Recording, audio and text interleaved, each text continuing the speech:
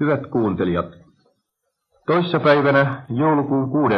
kierteli radion ääniauto Tuusulanjärven ympäristöä kokoamassa välähdyksiä tästä kuuluisasta kulttuuri- ja taiteilijaseudusta.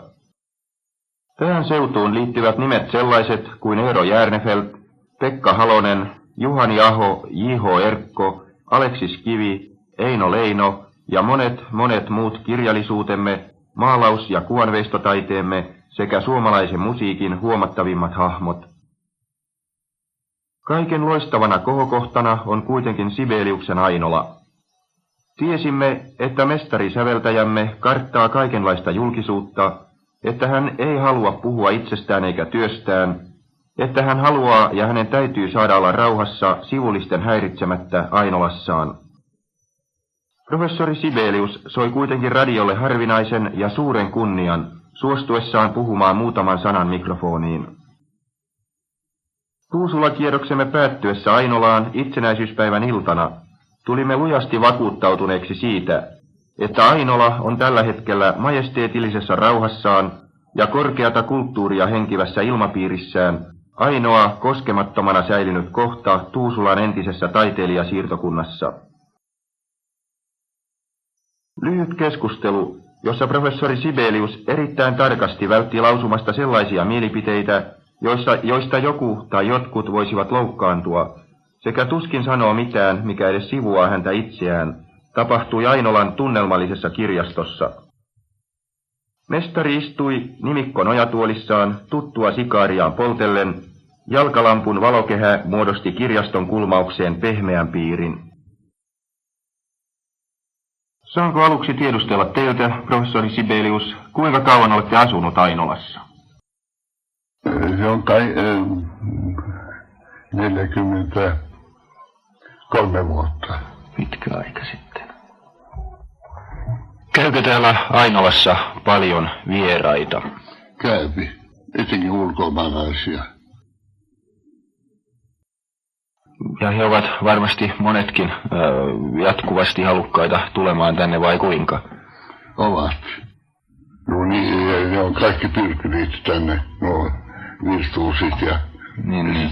taiteilijat, mutta mä hyvin harvoin niitä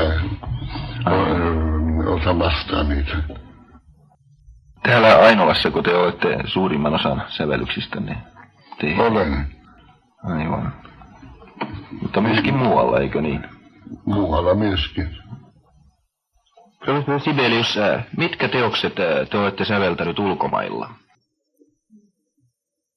Olen säveltänyt toisen sinfoniani Italiassa ja kolmannen Pariisissa. Ja Boutin Sintime Quartetto olen säveltänyt Lontoossa.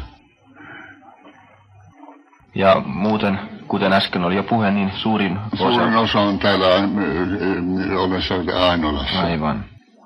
Ja minusta tuntuu aina, joka pitää elää metsässä tai suuressa kaupungissa. Mutta täällä Ainolassa tämä hiljaisuus puhuu. Niin. Sen ovat kaikki teidän musiikkinne ihailijat tuntevat sen myöskin siitä musiikista.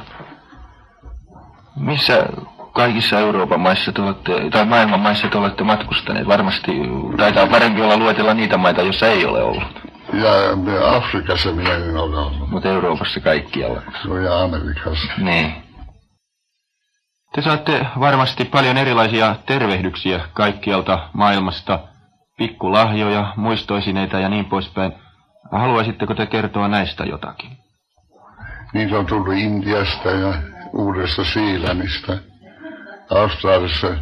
Niin. Ja Uudessa-Seelannissa soittaa minun sävellyksiäni hyvin paljon. Ja myöskin Etelä-Afrikassa. Aivan. Kaupungissa. Te täydytte saada kirjeitä vähän joka puolelta maailmaa jatkuvasti. Saan. Niin. Jopa Japanista. Aivan. Mutta minua on esitetty hyvin paljon. Olen saanut lahjan Japanista, joka oli Kalevala, joka oli käännetty japaniksi. Mitä muita tällaisia mielenkiintoisia lahjoja mahdollisesti on tullut? Mitä sieltä Intiasta on tullut? Siellä tuli omituinen lahka, se oli jyvä. Riisijyvä. Riisijyvä, jolla oli kaiverrettu nimeni. No se on pienillä kirjaimilla sitten ollut. Ja se oli ihan mikrosuoluisia. Niin. Mutta ne näkyvät, niillä on, se on kansan taidetta siellä. Haluaisitteko te, professori Sibelius, kertoa, kuunteletteko te paljon radiota? Kuuntelen hyvinkin paljon. No, niin.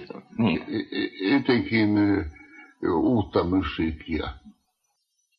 Näin radion kannalta on tietysti mielenkiintoista saada tietää, mikä on teidän, professori Sibelius, mielipiteenne radion merkityksestä musiikille. Sillä on hyvin suuri merkitys.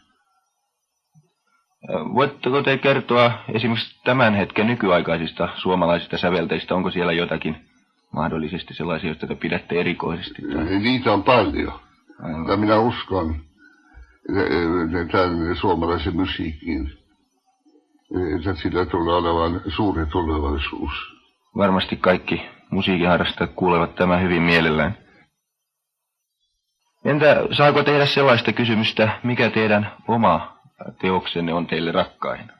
Ne on kaikki rakkaita minulle, niin kuin omia lapsiani. Niin aivan, se on selvä. Mikä on teidän mielipiteenne teidän omien teostenne esittämisestä? Tapahtuuko se aina juuri niin kuin te toivoisitte vai tapahtuuko siinä myöskin jotain virheitä? Se on hyvin erilaista, välistä on hyvin huonoa. Niin. Mutta välistä erinomaisen hyvää. Aivan. Onko viime aikoina esimerkiksi ollut joku onnistunut esitys? On monta. Aivan.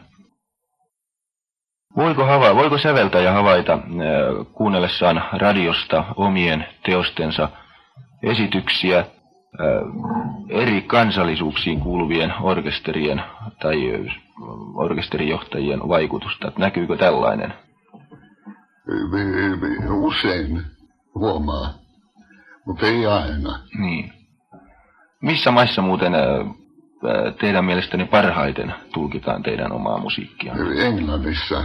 Englannissa. Ja myöskin Ruotsissa. Aivan. Paitsi tietysti Suomessa. Niin.